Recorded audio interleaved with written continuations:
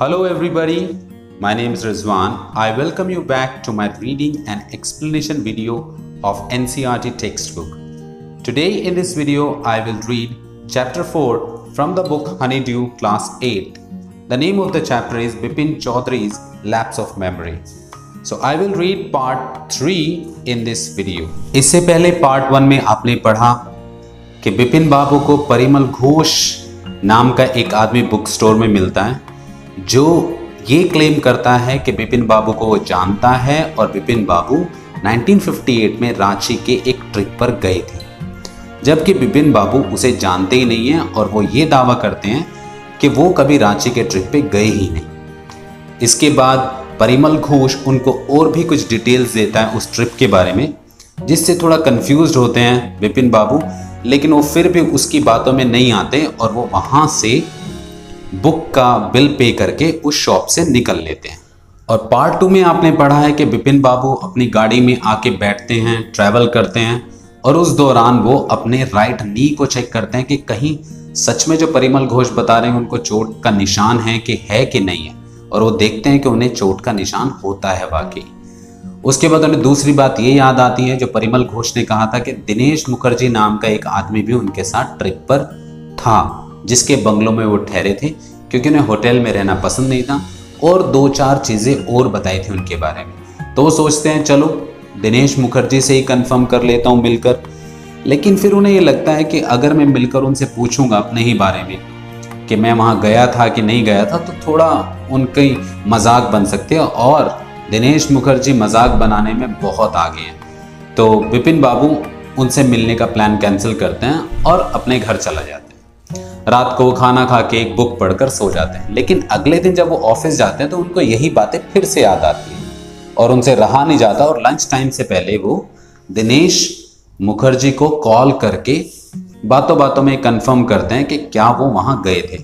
और दिनेश मुखर्जी उनको ये कंफर्म करते हैं कि हाँ, दिनेश मुखर्जी 2 बार कोलकाता से बाहर गए हैं। एक बार तो फरवरी में अपने भतीजे की शादी में, और दूसरी बार वो खुद बिपिन बाबू के साथ रांची गए थे। तो दिनेश मुखर्जी उनके रांची ट्रिप को कंफर्म कर देता है। अब ये बात सुनकर बिपिन बाबू बहुत कंफ्यूज होते हैं, क्योंकि अब तक तो सिर्फ उन्हें एक आदमी था परिमल घोष जिन्होंने उनके रांची ट्रिप के बारे में बोला था कि वो कभी गए थे, जबकि उनका ये मानना था बिपिन बाबू के कि वो कभी रांची ट्रिप गए ही नहीं। अब उन्हें दूसरा प्रूफ ये मिल गया, दिनेश मुखर्जी उसने भी कंफर्म कर दिया कि वो रांची ट्रिप गए थे।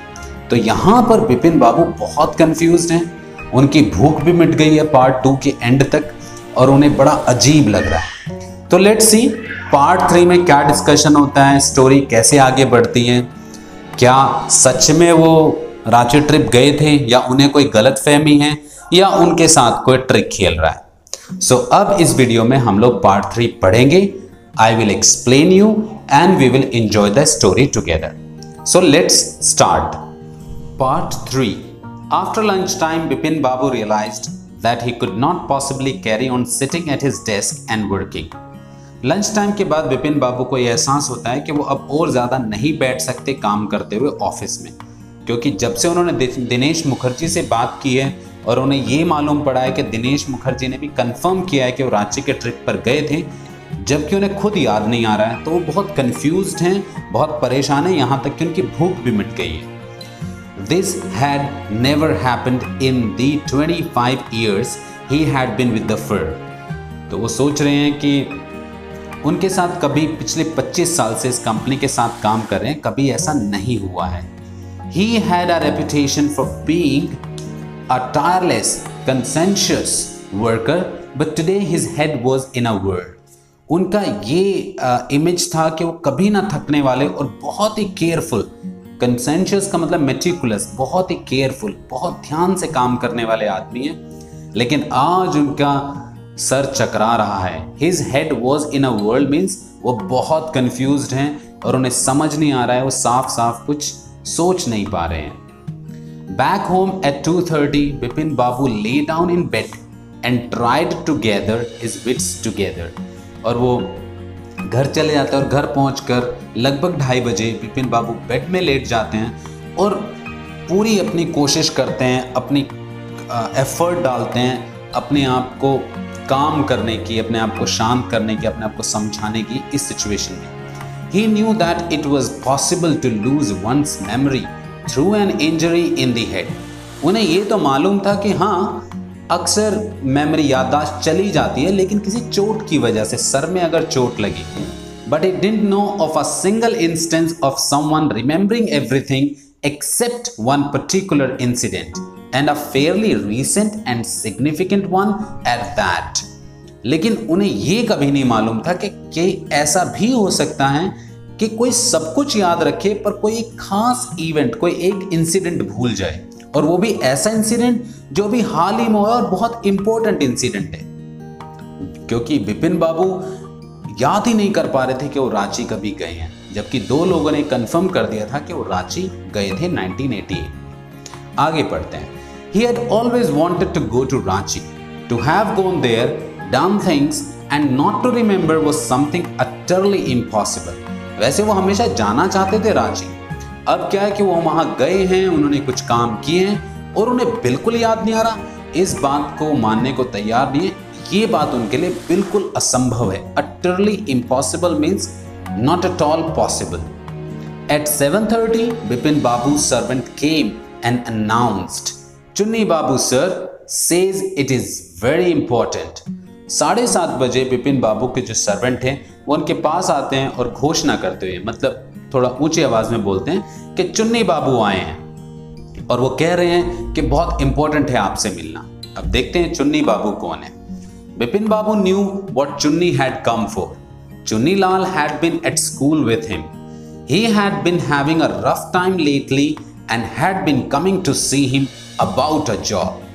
तो विपिन बाबू चुन्नी क्यों आए हैं ये बात जानते थे। अब चुन्नी लाल का यहाँ पे डिस्क्रिप्शन दिया हुआ है कि चुन्नी लाल उनके साथ कभी स्कूल में थे, मतलब उनके स्कूल मेट रहे हैं विपिन बाबू के, और उनका टाइम थोड़ा ठीक नहीं चल रहा है। Having a rough time lately means उनकी फाइनेंशियल कंडीशन, उनका लाइफ अच्छा नहीं चल रहा है, तो इसीलिए वो किसी जॉब के सिलसिले में विपिन बाबू से मिलने आते रहते थे। Vipin Babu knew it was not possible to do anything for him and in fact told him so, but Chunni kept turning up like a bad penny. Vipin Babu को पता था कि वो उनकी कोई मदद नहीं कर सकते उस समय, और उन्हें ये बात कई बार कह चुके थे चुन्नी लाल को कि भाई मैं आपकी मदद नहीं कर सकता। लेकिन जो चुन्नी लाल वो बार बार एक बिना इनविटेशन के जब कोई आता तो उसे कहते हैं turn up like a bad penny. तो बिना इनविटेशन के बार बार विपिन बाबू के पास वो आते रहते थे, तो इसका मतलब थोड़े फ्रस्ट्रेटेड है विपिन बाबू चुन्नी लाल से। Bipin Babu sent word that not only was it not possible for him to see Chunni now, but not in several weeks. तो बिपिन बाबू नौकर से कहलवा देते हैं कि अभी नहीं, अभी मिलना ही पॉसिबल नहीं है, बल्कि अभी नहीं, कुछ हफ्तों तक मैं उनसे मिल नहीं पाऊंगा चुन्नी से। तो इसका मतलब है वो चुन्नी लाल से मिलना नहीं चाहते। But as soon as the servant stepped out of the room, it struck Bipin Babu that Chunni might remember something about the 58 trip. There was no harm in asking him. लेकिन जैसे ही सर्वेंट रूम से बाहर निकला तभी विपिन बाबू को एकदम से याद आया कि शायद चुन्नी को पता हो मेरे 1958 के ट्रिप के बारे में, और उससे पूछने में मुझे कोई नुकसान भी नहीं है। तो अचानक से विपिन बाबू के आइडिया आता कि चलो चुन्नी लाल से ही कंफर्म कर लेते अपने ट्रिप के बारे में। विपिन बाबू hurried down the stairs and into the living room. Chunni was about to leave, but seeing Bipin Babu appear, he turned round hopefully. Vipin बाबू तेजी से स्टेयर्स की तरफ दौड़कर जाते हैं और लिविंग रूम में पहुंचते हैं। चुन्नी लाल को जो सर्वेंट के द्वारा कहलवा दिया था कि वो उनसे मिलने नहीं पाएंगे, तो वो जाने वाले थे, लेकिन विपिन बाबू वहां पहुंच जाते हैं और उन्हें देखकर चुन्नी बाबू एकदम आशावादी, मतलब एक उम्मीद के साथ उनकी तरफ टर्न करते हैं। Vipin Babu didn't beat about the bush, मतलब विपिन बाबू ने इधर उधर की कोई बात की ही नहीं। So not beat about the bush का मतलब होता है कि आप डायरेक्ट टू द पॉइंट बात करें, इधर उधर की बात करें ही नहीं। तो विपिन बाबू ने सीधे बात की उनसे, listen Chunni, I want to ask you something. You have a good memory and you have been seeing me off and on for a long time. Just throw your mind back and tell me, did I go to Ranchi in 58? तो बहुत curious है विपिन बाबू। तो कहते हैं, सुनो चुन्नी, मैं आपसे कुछ पूछना चाहता हूँ। आपकी याददाश्त बहुत अच्छी है और आप मुझसे मिल रहे हैं बहुत लंबे टाइम से, तो अपने दिमाग को थोड़ा पीछे ले जाओ और मुझे ये बताओ, क्या मैं 1958 में रांची गया था? चुन्नी said 58, it must have been 58 or was it 59? तो चुन्नी लाल कहते हैं कि 58 की बात करें 1958 की, 58 ना, या फिर 59 की बात कर रहे हो? You are sure that I did go to Ranchi? तो वो कंफर्म करते हैं दोबारा कि आपको पक्का पता है मैं रांची गया था? चुन्नी's look of amazement was not unmixed with worry. तो चुन्नी लाल का जो चेहरा था, जो लुक था, वो सरप्राइज था और वो थोड़ा सा चिंतित भी नजर आता, मतलब उसमें चिंता भी नजर आती। सवाल ऐसे ही पूछा था उन्होंने, विपिन बाबू ने, कि क्या मैं रांची गया था, तुम्हें याद है? आगे बढ़ते हैं। Do you mean you have doubts about having gone at all? तो चुन्नी लाल कहते हैं, क्या आपको थोड़ा सा भी शक है कि आप वहां गए थे, मतलब तुम्हें याद ही नहीं है? Did I go, do you remember clearly? तो पूछते हैं, क्या मैं गया, आपको पक्का पता है? विपिन बाबू पूछते हैं। चुन्नी sat down on the sofa, fixed Bipin Babu with a long, hard stare and said, "Bipin, have you taken to drug or something?" चुन्नी सोफे बैठ जाते हैं और एक टक टक उनकी तरफ देखते हुए विपिन बाबू की तरफ, बिल्कुल एक हार्ड स्टेयर, मतलब लगातार घूरते हुए कहते हैं, विपिन, तुम कुछ नशे वशे की चीज तो नहीं खा रहे हो? तो मतलब यहाँ पर सिचुएशन ये होगी कि चुन्नी लाल कह रहे हैं विपिन बाबू कि तुम्हारा दिमाग तो ठीक है, कुछ ऊटपटांग तो नहीं खा रहे हो आप कि तुम ऐसी बातें कर रहे हो? As far as I know, you had a clean record where such things were concerned. कि जहाँ तक मैं जानता हूँ आपका तो ऐसा कोई पास्ट रिकॉर्ड नहीं रहा है कि आप कुछ ड्रग्स वगैरह लेते हो। आप तो हमेशा से इन चीज़ों से बचे हैं। I know that old friendships don't mean much to you, but at least you had a good memory. You can't really mean that you have forgotten about the Ranchi trip. तो कहते, और मुझे मालूम है दोस्ती तुम्हारे लिए ज़्यादा मायने नहीं रखती, लेकिन मुझे ये तो पता है कि आपकी अच्छी मेमोरी है। और आप सच में ये तो नहीं कहना चाह रहे कि आप सच में भूल गए हो कि रांची ट्रिप पर आप गए ही नहीं? तो नाउ विपिन बाबू को चुन्नी लाल भी कंफर्म कर रहे हैं कि वो रांची ट्रिप पर गए थे। आगे बढ़ते हैं। विपिन बाबू had to turn away from Chunni's incredulous stare. तो जब उनसे ये पूछा, क्या तुम्हें वाकई याद नहीं कि तुम रांची ट्रिप पर गए थे? तो विपिन बाबू को चुन्नी लाल की जो शक भरी नजरें थी, उनसे अपना नजर हटानी पड़ी। Do you remember what my last job was? asked Chunni Lal. और चुन्नी लाल ने एक और सवाल पूछ लिया उनसे, क्या आपको ये मालूम है मेरी पिछली नौकरी कौन सी थी? Of course you worked in a travel agency. तो विपिन बाबू बोलते हैं, अरे मुझे पता है, आप एक ट्रैवल एजेंसी में काम करते थे। You remember that? You don't remember that it was I who fixed up your railway booking for Ranchi. I went to the station to see you off. One of the fans in your compartment was not working. I got an electrician to fix it. Have you forgotten everything? Whatever is the matter with you, you don't look too well, you know. तो विपिन बाबू को Chunnilal explain करते हैं कि आपको फिर ये तो याद होगा ना कि, या ये भी याद नहीं है कि वो इंसान मैं ही था, मैं ट्रेवल एजेंसी में काम करता था जिसने आपकी रेलवे बुकिंग की थी रांची के लिए। इसका मतलब रांची ट्रिप के लिए जो टिकट बुक की थी वो चुन्नी लाल ने ही बुक की थी विपिन बाबू की, और मैं आपको स्टेशन पर गया था विदा करने के लिए। और मुझे ये भी याद है कि आपके कंपार्टमेंट का जिसमें आपकी सीट थी उसमें से एक फैन खराब था और मैंने एक इलेक्ट्रिशियन को बुलाया था उसको ठीक करने के लिए। और चुन्नी लाल विपिन बाबू से बोलते, क्या आप सब कुछ भूल गए हो? खैर, आपके साथ जो भी मैटर है, आपकी तबीयत मुझे ठीक नहीं लग रही है। तो ऐसा चुन्नी लाल विपिन बाबू को बोलते हैं। Vipin Babu sighed and shook his head. वो लंबी सांस लेते हैं और अपना सर को झटकते हैं। I have been working too hard, he said at last. That must be the reason. Must see about consulting a specialist. तो विपिन बाबू खुद से कहते हैं कि मैं बहुत काम कर रहा हूं शायद, और हो सकता है यही एक रीजन हो कि मेरा दिमाग अच्छे से काम ना करो। मुझे लगता है मुझे किसी स्पेशलिस्ट से मिलना चाहिए। आगे बढ़ते हैं। Doubtless it was Bipin's condition which made Chunni Lal leave without mentioning anything about a job. और इसमें तो कोई शक ही नहीं है, क्या चुन्नी लाल ने कोई जॉब का जिक्र ही नहीं किया, क्योंकि विपिन बाबू की हालत ही ठीक नहीं थी, तो वो अपनी जॉब के बारे में कोई बात ही नहीं कर पाए। परेश चंदा was a young physician with a pair of bright eyes and a sharp nose। तो अभी कोई परेश चंदा का इंट्रोडक्शन है स्टोरी में, और ये एक फिजिशियन है, मतलब डॉक्टर हैं, इनकी ब्राइट आईज है और उनकी एक थोड़ी इनकी पैनी नोज है। He became thoughtful when he heard about Bipin Babu's symptoms. Look, Dr. Chanda, said Bipin Babu desperately. तो उनका थोड़ा सा उन्हें उनका ख्याल आया, थोड़ा विचार करने लगे जब उन्हें बिपिन बाबू के सिम्टम्स पता लगे कि ऐसे ऐसे उन्हें सब याद है लेकिन एक इवेंट याद नहीं, और वो भी उनका रांची का ट्रिप। तो वो बिपिन बाबू उनसे बात कर रहे हैं डॉक्टर चंदा से, और वो बड़ी डेस्परेटली, बड़े परेशान होकर उनसे कह रहे हैं, you must cure me of this horrible illness, I can't tell you how it's affecting my world, कि आप प्लीज़ एक इस खतरनाक बीमारी से मुझे ठीक कर दो। मैं आपको बता नहीं सकता कि ये मेरे काम पर कितना असर डाल रही है। तो बिपिन बाबू डॉक्टर चंदा से कंसल्ट करते। डॉक्टर चंदा शुक हिज हेड।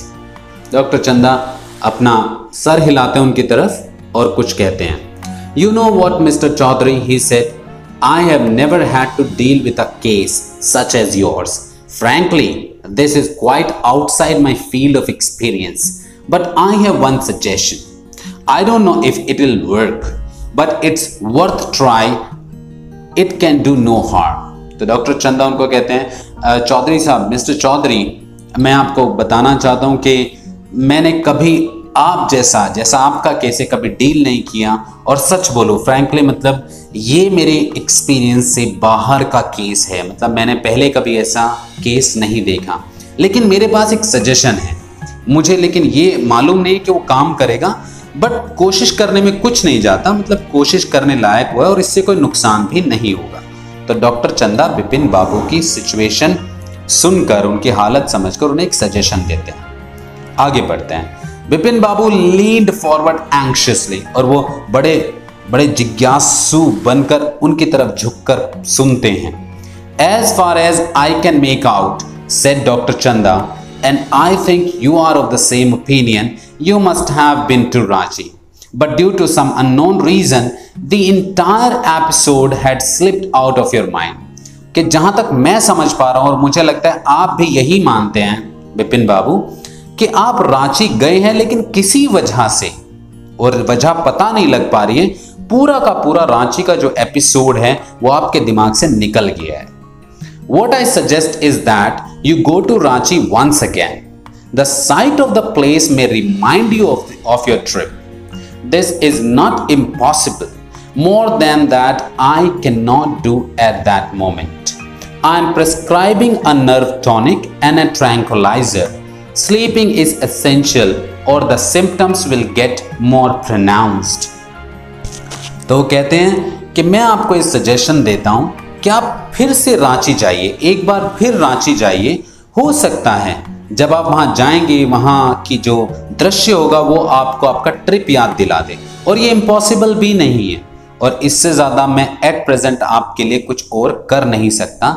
मैं आपको एक नर्व टॉनिक दे रहा हूं, प्रेस्क्राइबिंग मतलब सजेस्ट कर रहा हूं, जो डॉक्टर मेडिसिन देते हैं उसे प्रेस्क्रिप्शन ही बोलते हैं। तो प्रेस्क्राइब कर रहा हूं मैं एक नर्व टॉनिक, ताकि आपकी जो नर्व सेल्स हैं वो और स्ट्रॉन्ग हो जाए, और एक ट्रैंकुलाइजर दे जिसको खाकर आपको अच्छी नींद आ जाए, मतलब एक नींद की गोली की तरह ट्रैंकुलाइजर होता है।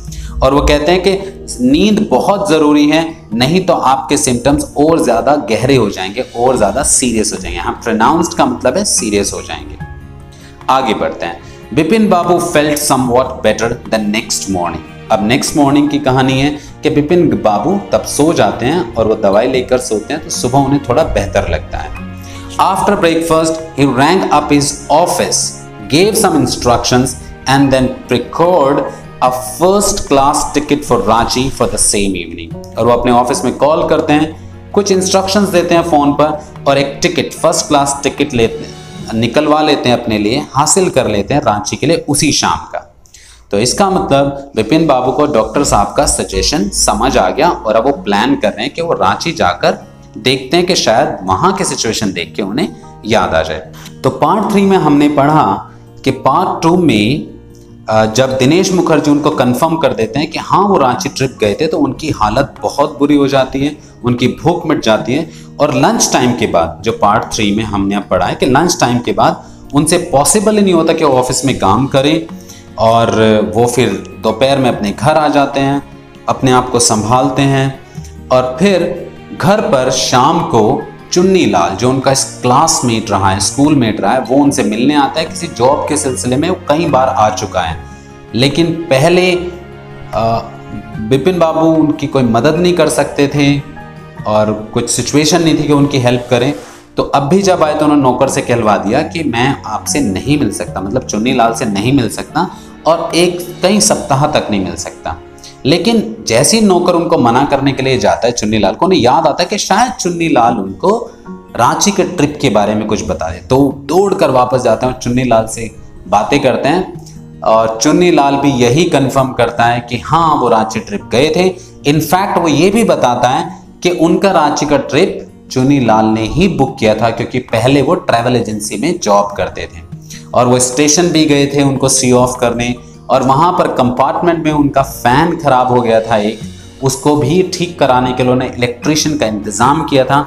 तो ये सब बातें सुनकर बिपिन बाबू को कहीं ना कहीं ये लग रहा है कि उनको कुछ मेंटल प्रॉब्लम हो गई है। तो इसीलिए डॉक्टर परेश चंदा एक अच्छे डॉक्टर हैं, यंग डॉक्टर हैं, उनसे वो बात करते हैं। लेकिन डॉक्टर परेश चंदा उनको ये बोलते हैं कि ये जो केस है बिपिन बाबू का जो केस है ये उनकी पहुंच से बाहर है, उन्होंने कभी ऐसा एक्सपीरियंस नहीं किया है। लेकिन वो एक सजेशन देते हैं कि अगर आप ट्राई करें तो ये कर लीजिए कि रांची एक बार फिर जाइए, हो सकता है रांची में जहां पर आपने विजिट किया था फिर से उन चीजों को देखकर आपको याद आ जाए और आपकी प्रॉब्लम सॉल्व हो जाए। डॉक्टर चंदा उनको नर्व टॉनिक और कुछ ट्रैंकुलाइजर देकर चले जाते हैं। अगली सुबह वो उठते हैं, उन्हें थोड़ा अच्छा लगता है और वो ऑफिस में कॉल कर अपने लिए शाम का रांची का टिकट बुक करा लेते हैं। इसका मतलब बिपिन बाबू रांची जाने का प्लान करें। तो लेट्स सी पार्ट 4 में स्टोरी कैसे बढ़ती है। For that please follow my videos and wait for my another video. Till then have a good time.